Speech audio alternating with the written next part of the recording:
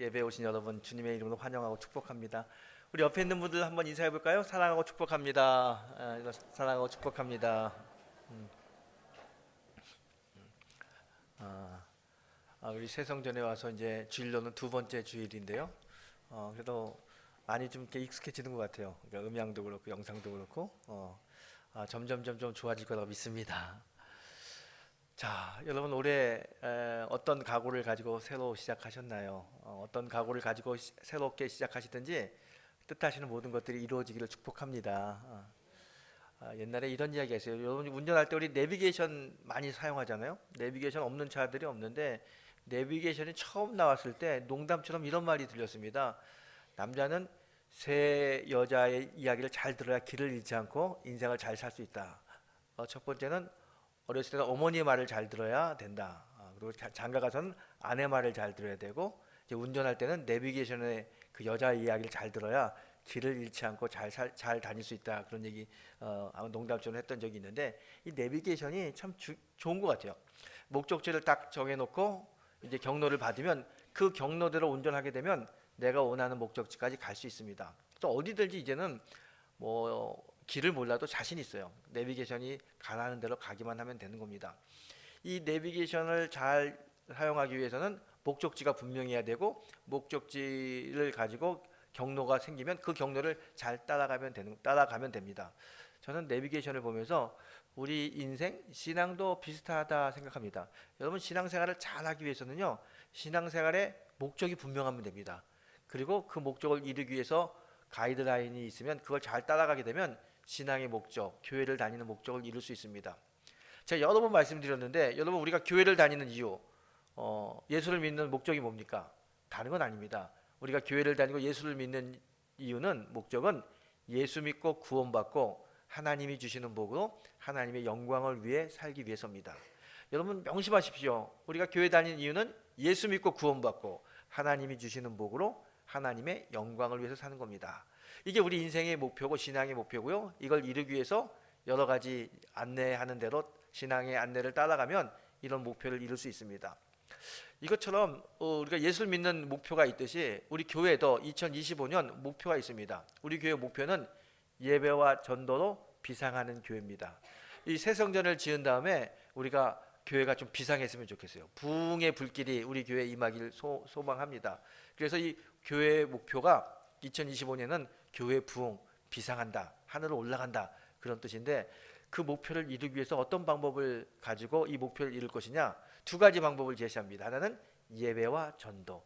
예배와 전도라는 안내를 따라가면 우리가 이루려고 하는 우리 2025년 우리 영등포 중앙교회가 부흥하는 비상하는 그런 목표를 이룰 수 있다고 믿습니다. 그래서 오늘은 우리를 예배의 부흥으로 이끄는 우리를 교회의 부흥으로 이끄는 예배와 전도, 특별히 오늘 예배에 대한 이야기를 가지고 여러분과 함께 은혜를 받으려고 합니다. 예배에 대한 이야기를 하면서 은혜를 받으려고 어떤 본문을 가지고 예배의 이야기를 할까 성경을 읽다가 오늘 시편 37편의 말씀이 마음에 와가지고 이 시편 37편의 말씀을 가지고 여러분과 함께 예배에 대한 은혜를 받고자 합니다. 오늘 시편 37편은 다윗이 쓴 시편입니다. 다윗이 이제 왕이 된 다음에 이스라엘을 통일하고 그때 쓴 시입니다. 당시 이스라엘이 통일을 이루었지만 여전히 외세의 침입이 있었고요. 여전히 안에는 다윗을 반대하는 세력들이 있습니다. 그래서 정치적으로 불안전했고요. 또 경제적으로도 어려웠습니다. 정치, 경제 모든 게 다 불안전했는데 그것도 어렵긴 어려운데 더 이스라엘 백성들이 힘들게 살았던 건 뭐냐면 이스라엘 안에서 믿음 생활 잘하고 좀 정직한 사람들은 고난받고 또 불의한 사람들이 잘 되는 걸 보게 되면서 이스라엘 백성들이 굉장히 마음적으로 영적으로 힘들어해요. 이 모습을 본 다윗이 이렇게 이야기합니다. 여러분 불의한 사람들이 잘 되는 게 하나님의 뜻이 아닙니다. 그걸 하나님의 뜻이라고 생각하고 마음 상하지 마시고 이럴 때일수록 예배의 자리에서 온전한 하나님을 바라보십시오. 그러면 하나님께서 하나님의 뜻을 우리를 통해서 이루어 주십니다. 이렇게 이야기하는 시편이 오늘 시편 37편의 말씀입니다. 이 시편 37편을 이야기하면서 다윗은 1절에서 이렇게 이야기합니다. 악을 행하는 자들 때문에 불평하지 말며 불의를 행하는 자들 때문에 시기하지 말라 그래요. 악한 사람들이 잘 되는 것 때문에 너무 마음 상하지 말고 불의한 사람들이 잘 되는 것 때문에 그들을 부러워하지 말라라고 이야기합니다. 그렇죠, 여러분. 우리가 신앙생활할 때 우리가 믿음 생활 잘하는 사람이 축복받으면 그건 당연한 거죠. 그런데 믿음 생활 잘하지도 못하고 또 경건하게 살지도 않고 불의한 사람들이 잘 되는 걸 보면 굉장히 마음이 어렵습니다. 아, 정말 하나님이 계신가? 하나님이 계신데 어떻게 저렇게 나쁜 사람들이 잘 될 수 있나? 형통할 수 있나? 어떤 때는 화도 나고요. 어떤 때는 믿음이 막 흔들리기도 합니다.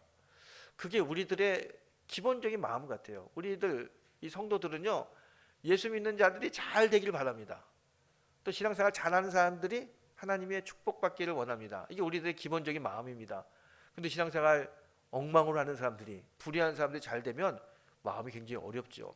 우리들의 이런 마음을 하나님 너무나 잘 아실 텐데 왜 하나님은 여전히 불의한 자들이 형통한 삶을 살게 하고 또 불의한 자들을 잘 되게 하실까? 애초부터 하나님이 공의로운 하나님이라면 나쁜 사람들, 불의한 사람들이 형통하지 못하고 잘 되지 못하게 딱 막아주시면 되는데 왜 그들이 잘 되는 것을 우리들에게 보여주실까? 그래서 우리들의 마음이 굉장히 힘들까? 이런 생각 때문에 신앙적으로 어려움을 겪는 사람도 종종 있습니다. 지금도 여전히 나는 열심히 신앙생활 하는데 어렵고 신앙생활 열심히 하지 않는 사람이 잘 되는 걸 보면서 정말 하나님은 공의로우신가 그렇게 느끼는 분도 있을 거예요. 여러분, 왜 하나님께서 이렇게 불의한 자들을 형통케 하실까? 이게 정말 하나님의 마음일까? 여러분, 오늘 본문을 통해 가지고 그 하나님의 마음을 우리가 잘 알았으면 좋겠습니다. 그리고 하나님이 어떤 분인지를 다시 경험하면 좋겠습니다. 아까 제가 말씀드린 대로 시편 37편은 다윗이 쓴 시인데요. 다윗은 나라를 통일한 다음에 백성들과 함께 신앙의 나라를 만들기 위해서 애쓰는데 이 신앙의 나라를 만들려고 하는 백성들이 마음이 어려운 거예요. 그 이유는 뭐냐면 불의한 자들이 잘 되는 걸 보면서 성도들이 굉장히 힘들어요. 영적으로 되게 어려워합니다. 그래서 다윗이 아니 왜 이렇게 불의한 자들이 잘 될까? 그걸 보면서 성도들이 왜 이렇게 시험에 들까? 영적으로 왜 이렇게 어려울까? 그러면서 하나님의 마음을 알기 위해서 애씁니다.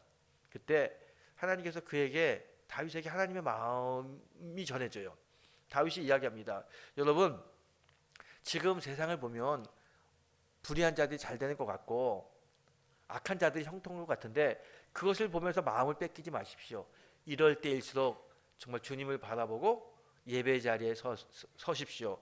그러면 하나님께 마음을 집중하면 하나님께서는 반드시 공의로운 분이기 때문에 공의로운 역사를 하실 겁니다. 우리들의 마음의 어려운 것, 우리들의 마음의 아픔을 주님께서 붙잡아 주실 테니 다른 곳에 세상적인 것을 보면서 마음을 뺏기지 말고 이럴 때일수록 하나님을 바라보십시오. 예배 자리에 오십시오. 이렇게 이야기를 합니다. 그러면서 다윗이 이렇게 이야기합니다. 4절의 말씀이죠. 여호와를 기뻐하라. 내 마음의 소원을 이루어 주시리라 그래요. 다윗이 이야기합니다. 여호와를 기쁘게 하십시오. 그러면 하나님께서 우리의 마음의 소원을 들어주십니다.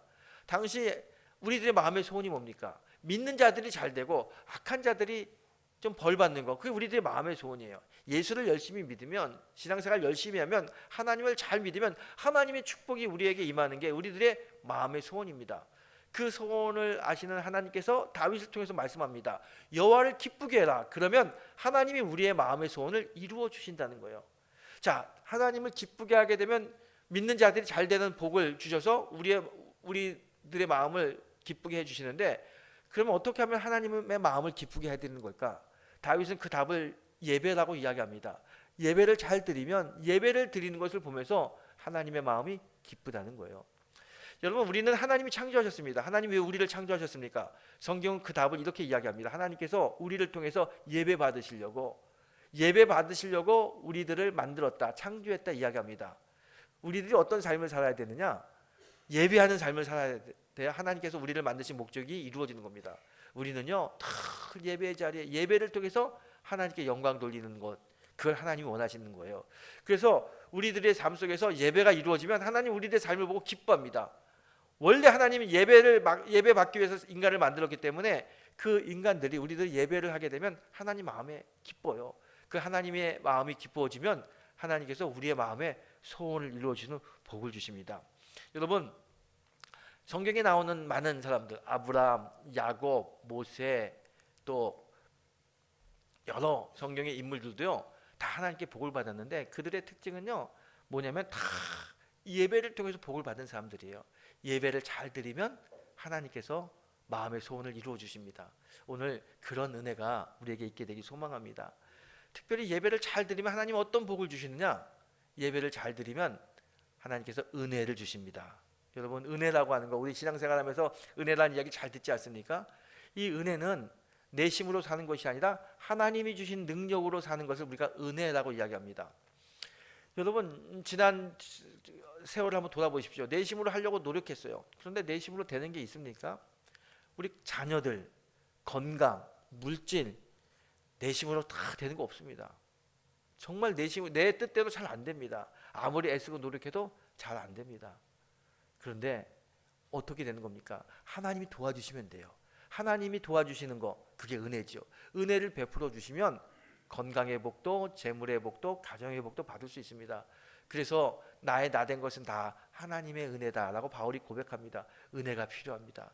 하나님의 은혜. 여러분 아무리 사람이 자기의 길을 계획한다 할지라도 그 발걸음을 옮기시는 분은 하나님이십니다. 하나님이 허락하지 않으면 아무것도 이룰 수 없는 게 우리들의 삶의 모습입니다. 아마 모든 이 말들 다 여러분 동의할 겁니다. 하나님의 은혜가 필요합니다. 그렇죠. 은혜가 필요합니다. 여러분 사람이 아무리 의지가 강하다 할지라도 사람은요 자기가 마음먹은 거 자기가 원하는 대로 하기 어렵습니다. 새해가 되면 다 모든 사람들이 새해 내가 이렇게 살아야겠다 결심하는 게 있습니다. 보통 무엇을 결심합니까? 올해는 제가 다이어트에 성공하겠습니다. 올해는 제가 성경을 일독하겠습니다. 뭐 이런 여러 가지 이 계획을 잡습니다. 근데 여러분 보세요. 항상 새해에는 그런 계획을 세우는데 그 계획이 잘 이루어지던가요? 작년에도 재작년에도 다이어트 해야겠다고 늘 생각했는데 작심삼일 헬스장 끊어도요 한 달도 못 가서 또 그냥 다니지도 않고요. 그런 우리들의 모습이죠. 우리들의 의지가 우리들이 세운 계획을 이룰 수 있도록 동기부여라든가 끝까지 인내하며 갈 수가 없습니다. 우리들이요 참 연약한 사람들이에요. 그 어떤 사람이 이런 걸 이야기합니다. 내가 올해는 금연해야겠다. 담배를 좀 끊어야겠다. 건강에도 안 좋고 또 담배가 너무 사람들에게 또 연기가 피해를 주니까 담배를 끊어야겠다 생각해요. 그 담배 끊는 사람들한테 물어봅니다. 어떻게 하면 담배를 끊냐고. 그랬더니 친구들이 하는 이야기가 담배를 끊으려면 선포해. 사람들한테 가가지고 나 올해 담배 내가 끊는데 내가 담배 피는 거 보게 되면 내가 너한테 100만 원 줄게. 내가 담배 끊는 거 보게 되면 내가 너 여행식 보내줄게. 이렇게 선포하면 그것이 짐이 돼가지고 담배를 끊을 수 있다고 이야기를 합니다. 그래서 이 사람이 어떤 선포를 할까 하다가 집에 아이들하고 아내를 다 앉혀놓고 이야기합니다. 여보 내가 오늘 금연을 결심했는데 올해 내가 만약에 올해 담배 피면 나를 남편이라고 생각하지 마. 내 당신 아들이 아들. 그렇게 이제 선포했어요. 그리고 이제 시간이 지났는데 연초가 며칠 지나지 않았는데 도저히 담배가 피고 싶어서 참을 수가 없는 거예요. 그래서 쓰레기 버리러 간다고 쓰레기 가지고 가지고 쓰레기 버린 다음에 뒤에서 몰래 담배를 피우고 있었어요. 근데 그걸 아내가 봤어요. 아내가 봐가지고요 막 나무라죠. 그러면서 이제 집에 들어와가지고 아이들 다 부릅니다. 그러면서 이야기하기를 야 오늘부터 아빠를 아빠라고 부르지 마. 형이라고 불러라 그래요. 니들 다 들었지? 아빠 담배 피우면 내 아들이라고 한 얘기. 이 남편이 얼마나 화도 나고 창피도 해요. 남편이 하는 이야기가 여보 내가 당신 앞에서 담배 피면 당신 아들이라고 그랬는데 난 아까 당신 뒤에서 담배 폈어. 그러니까 당신 아들 아니라고 막 궁색한 변명을 했다고 합니다. 왜 이런 이야기가 들립니까? 그만큼 담배 하나 끊는 것도 의지를 가지고 끊기가 힘들다는 거예요. 나는 의지가 있지만 그게 내 마음대로 잘 안 됩니다. 그런데 여러분 신앙생활 하다가 담배 끊는 사람들 이야기 들어보세요. 어떻게 이야기합니까? 담배 끊으려고 하나님께 기도하고 하나님께 은혜를 구했더니 갑자기 은혜가 오면 담배 냄새가 그렇게 싫어진다는 거예요. 담배를 피면 갑자기 막 올라올 거고 토할 것 같고 냄새가 너무 싫어지고 그래서 자연스럽게 담배가 끊어졌습니다. 그렇게 간증하는 사람들 이야기 많이 들었습니다. 여러분 내 의지로 하는 것이 아니라 하나님의 은혜를 베푸시니까 어느 순간에 그렇게 좋아하고 없어서는 안 되는 담배가 그냥 싫어지고 자연스럽게 끊어지는 거예요. 이게 바로 하나님의 은혜지요. 여러분 담배뿐만 아니라 우리의 모든 삶은 다 하나님의 은혜가 필요합니다. 하나님이 은혜 주시면 우리가 예수 안에서 능치 못할 일이 없는 거예요. 건강의 문제도 재물의 문제도 가정의 문제도 예수 안에서 하나님이 은혜 주시면 다 형통하게 됩니다. 하나님은 그런 은혜를 주시는데 어떤 자에게 은혜를 주시느냐? 예배자에게 주신다는 거예요. 예배자. 그래서 예배가 너무 중요합니다. 예배를 잘 드리면 하나님을 기쁘게 하고 그러면 하나님께서 우리에게 은혜를 베풀어 주셔요. 이 은혜로 승리하는 삶을 사는 겁니다. 뿐만 아니라 예배를 잘 드리는 자에게는 하나님 우리 인생에 즐거움을 주십니다. 여러분 돈이 많고 높은 지위가 있다고 인생이 행복하고 즐거운 게 아니에요. 가진 게 없어도 못 배워도 하나님께서 즐거운 마음을 주시면 기뻐요. 행복해요. 그래서 내 마음속의 평화, 내 마음속의 기쁨은 하늘로부터 내려온다 이야기하는 겁니다. 하나님이 주시는 선물이에요. 이 선물을 어떤 사람이 받을 수 있느냐? 예배자들이 받는다는 거예요. 예배를 잘 드리면 하나님께서 우리 마음에 기쁨의 선물을 주십니다. 시편 16편 11절에 성경은 이렇게 이야기합니다. 주께서 생명의 길을 내게 보이시리니 주의 앞에는 충만한 기쁨이 주의 오른쪽에는 영원한 즐거움이 있나이다 그래요. 주의 앞에는 충만한 기쁨, 충만한 즐거움이 있다고 합니다. 여기서 주의 앞에는 이라고 하는 이 말은 예배를 이야기합니다. 예배하는 자에게는 주의 기쁨이, 주의 충만한 즐거움이 있다는 거예요. 그래서 예배하는 자에게는 하나님께서 복을 주시는데 어떤 복을 주시냐면 은혜를 주시고 즐거움의 복을 준다는 거예요. 여러분 우리 안에 은혜가 있고 우리의 삶이 즐거우면 얼마나 인생이 행복합니까? 이런 은혜가 우리에게 있게 되길 축복합니다. 여러분 그래서 예배자가 너무 중요한데 예배가 뭡니까? 예배는 다른 게 아닙니다. 예배는 성도가 하나님을 바라보고 하나님 앞에 서는 것, 그게 예배입니다. 신령과 진정으로 하나님 앞에 서는 것, 그리고 하나님께 내 마음을 드리는 것, 이게 예배라는 겁니다. 요한복음에서는 성경은 이렇게 이야기합니다. 아버지께서 참되게 예배하는 자를 찾나니 영과 진리로 예배할 때가 곧 오나니 아버지는 자기에게 이렇게 예배하는 자들을 찾느니라. 하나님은 영과 진리로 하나님 앞에 마음을 탁 맞추고 온전하게 하나님을 바라보는 예배자를 찾는다는 겁니다. 그런 예배자에게 하나님께서는요 은혜를 베풀어 주시고 인생의 즐거움을 주신다는 거예요. 그래서 예배가 이렇게 중요한 겁니다. 여러분 영과 진리로 예배한 거, 예배는 하나님 앞에 영과 진리로 서는 건데 다른 뜻이 아니에요. 내 인생의 우선순위가 예배, 그게 영과 진리로 하나님 앞에 진실하게 서는 겁니다. 내 인생의 우선순위가 예배라고 고백하고 그 예배의 앞에 설 때 하나님은 우리에게 은혜와 즐거움을 주십니다. 그래서 여러분 올해 살면서 우선순위를 딱 정했으면 좋겠어요. 2025년 내 인생의 우선순위는 예배다. 살다 보면 할 일이 많습니다. 학생들은 학원도 가야 되고요, 사업도 해야 되고 친구도 만나야 되는데 여러분 올해는 예배 드리고 학원 가고 예배 드리고 친구 만나고 예배 드리고 사업하고 예배가 내 인생의 우선순위가 되길 소망합니다. 예배가 내 인생의 우선순위가 되면 하나님께서 예비하신 은혜와 즐거움의 복을 받을 수 있어요. 절대로 바뀌면 안 됩니다.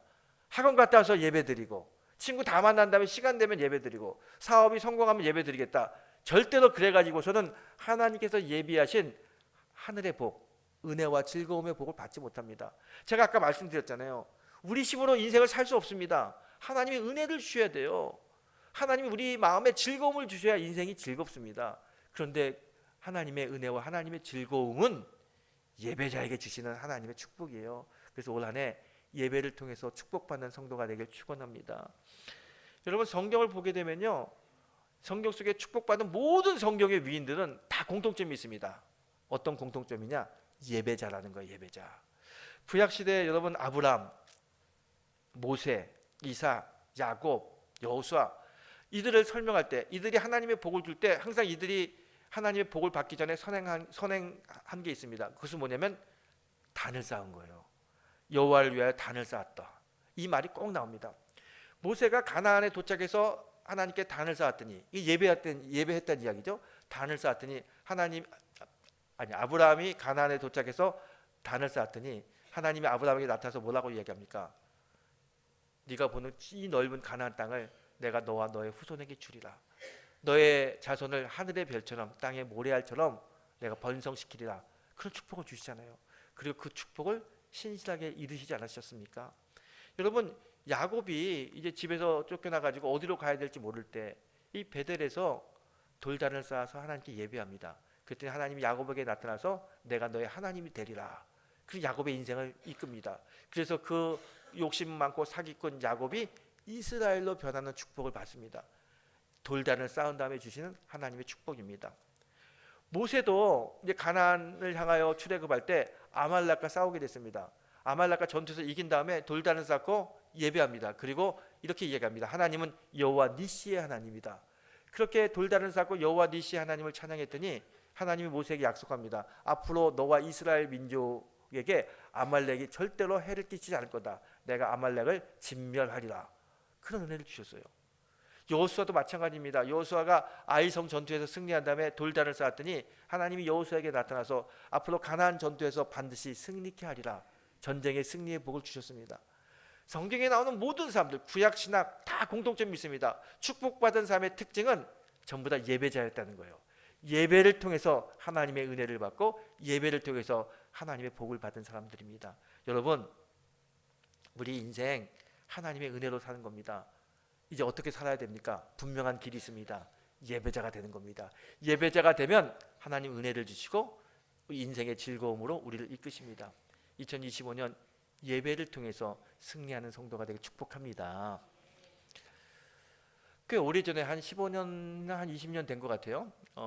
몽골 선교소로 갔던 이용규 선교사님이 내려놓음이라고 하는 책을 이제 써서 냈습니다. 많은 분들이 그 책을 읽었고요. 은혜도 많이 받았어요. 이분이 당시 이제 하버드 대학을 졸업하셨는데 미국에 취직하지 않고 몽골 선교사로 갔어요. 그것 때문에 화제가 됐고요. 또 몽골 선교 사역을 열심히 하는 자기 선교 사역을 했던 있었던 이야기들을 책으로 엮어가지고 내려놓음이라고 하는 책을 냈습니다. 제가 그 책을 읽어서 참 많은 은혜를 받았는데 지금도 그 책 속에 나오는 내용 중에 생각나는 그 에피소드가 하나 있습니다. 이분이 몽골에서 이제 교회를 건축하고 몽골 사람들을 전도하고 예배를 드리는데 항상 그들에게 예배를 잘 가르쳤습니다. 예배의 승리자가 하나님의 축복을 받습니다. 자기가 가르치는 학생들 중에 벌러르라고 하는 이 소녀가 있었는데요. 어느 날 그 집에 큰일이 일어난 거예요. 아침에 일어났더니 집에서 기르는 소가 없어졌어요. 몽골에서 소는 큰 재산인데 소가 없어져서 온 집안 식구들이 소를 찾기 위해서 몽골 벌판을 막 다닙니다. 여기저기 다니는데 소를 찾을 수 없어요. 이 벌러르라고 하는 소녀도 자기 집에 소를 찾기 위해서 아침부터 막 뛰어다니는데 소를 찾을 수가 없어요. 근데 그날이 주일인데 시간을 보니까 예배 시간이 점점 가까워오는 거예요. 이 마음에 갈등을 느낍니다. 교회 가야 되는데? 교회 가야 되나? 아니 근데 소 찾아야지. 소를 잃어버리면 우리 집이 참 어려운데, 우리 집 재산 이론데 소를 찾아야지. 막 갈등을 해요. 갈등을 하면서 소를 찾기 위해서 이리저리 헤매고 있는데 마음에 자꾸 교회 가고 싶어요.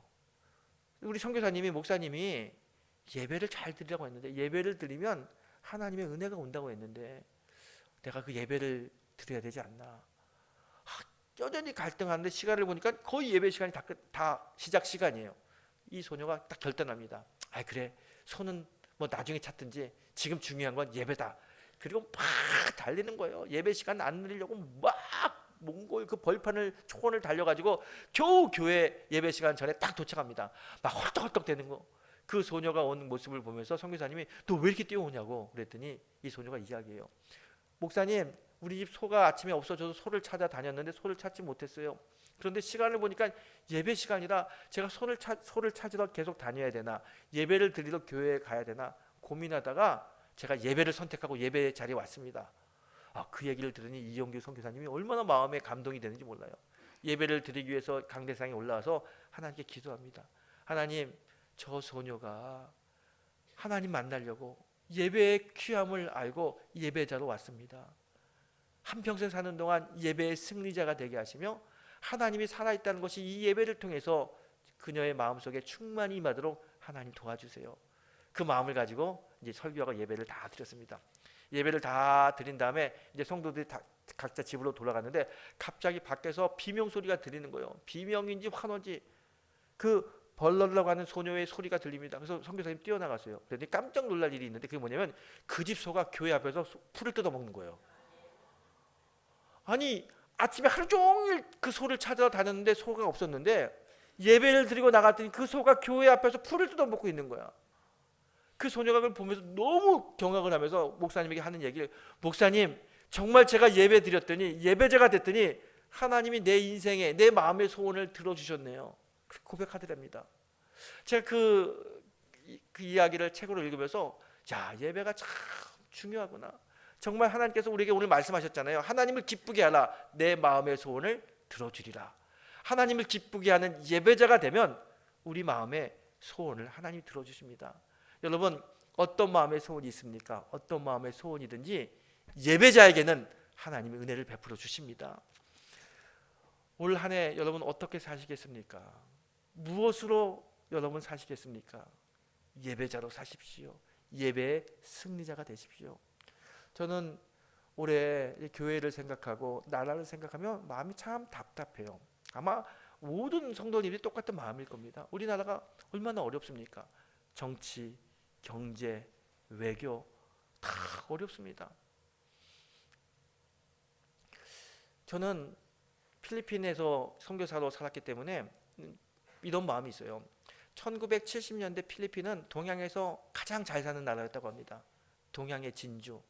그래서 제가 90년도에 필리핀에 갔는데 그때 필리핀은 너무나 가난한 나라입니다.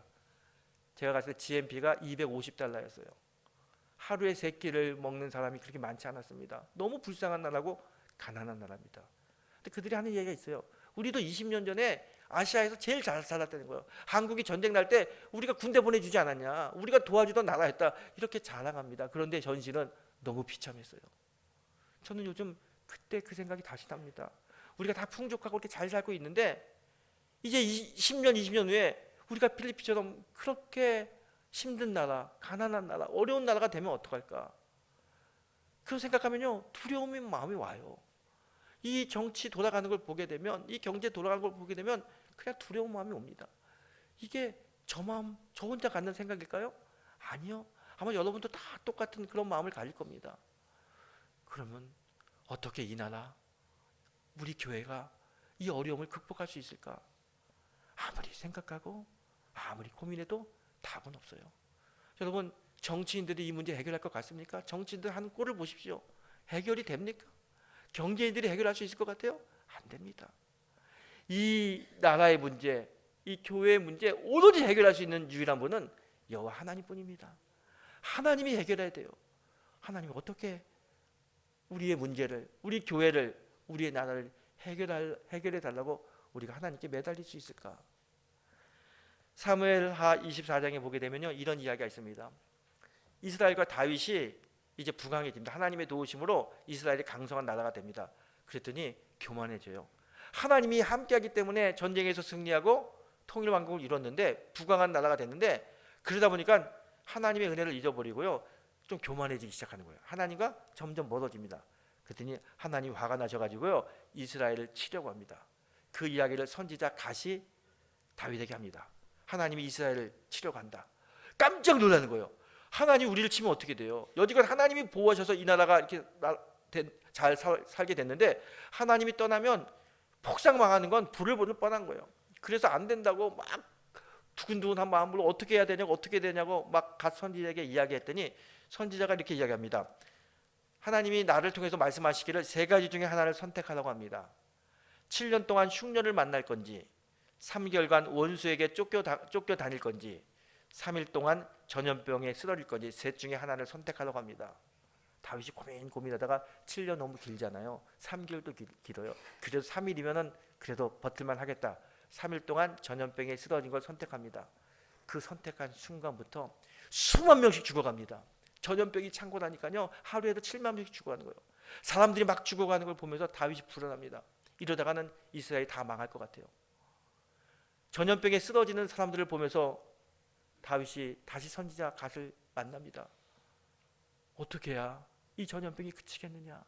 어떻게 하나님의 은혜가 다시 우리에게 오겠느냐? 그랬을 때 선지자 갓이 이야기합니다.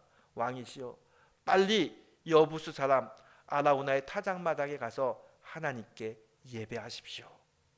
이 말을 들은 다윗이 불이 나게 달려가서 아라우나의 타작마당에서 하나님께 예배합니다. 간절히 예배드렸더니 하나님이 그 예배를 받으시고 죽음의 천사를 걷어갔습니다. 전염병이 멈췄습니다. 여러분, 하나님이 예배를 받으시고 이스라엘의 재앙을 멈추게 하셨어요. 저는 이 사무엘에 나오는 이 이야기가 오늘 한국을 구원하고 우리 교회를 살릴 수 있는 하나님의 방법이라고 믿습니다. 여러분, 어디를 봐도 어느 누구도 이 한국을 책임질 사람은 아무도 없습니다. 이제 우리 믿는 자들이, 우리 성도들이 아우나라의 타작마당에서 예배했던 다윗의 심정으로 하나님 앞에 예배자로 나와야 됩니다. 하나님 앞에 예배할 때 우리의 죄를 회개하고 하나님의 사람으로 살겠다고 철저하게 하나님 앞에 예배 드릴 때, 하나님 이 나라에게 향하셨던 재앙을 이스라엘에서 걷어간 것처럼 걷어갈 겁니다. 이 나라에 다시 한번 하나님의 은혜가 풍성한 나라로 바꿔주실 것입니다. 이제 우리가 해야 될 일은 분명합니다. 성도가 해야 될 일이 분명합니다. 예배자로 하나님 앞에 서는 겁니다. 예배해야 이 나라가 다시 바로 설 수 있고, 우리 교회가 설 수 있고, 우리 가정이 살 수 있습니다. 여러분, 예배는 하나님과의 만남입니다. 예배는 하나님과의 교제입니다. 우리는 하나님을 떠나서는 아무것도 할 수 없는 존재들입니다. 우리의 연약함, 우리의 한계를 인정하고 전능하신 하나님 앞으로 오십시오. 하나님과 교제가 있는 곳, 하나님과 만남이 있는 예배의 자리로 오십시오. 2025년 어떻게 사시겠습니까? 무엇으로 험난한 시간을 살 수 있겠습니까? 방법은 분명합니다. 예배입니다. 예배의 승리자가 되면 오늘 성경이 우리에게 이야기합니다. 여호와를 기쁘게 하라, 내 마음의 소원을 이루리라. 예배자가 되면 하나님 기뻐하시고요, 하나님 우리 마음의 소원을 이루십니다. 답답했던 이 나라, 이 민족, 우리 교회, 우리 가정 하나님께서 다 치유시켜 주시고 회복시켜 주십니다. 예배가 답입니다. 2025년 예배를 통해서 우리 교회를 살리고 나라를 살리고 가정을 구원하는 믿음의 성도가 되시기를 주님의 이름으로 축원합니다. 기도하시겠습니다.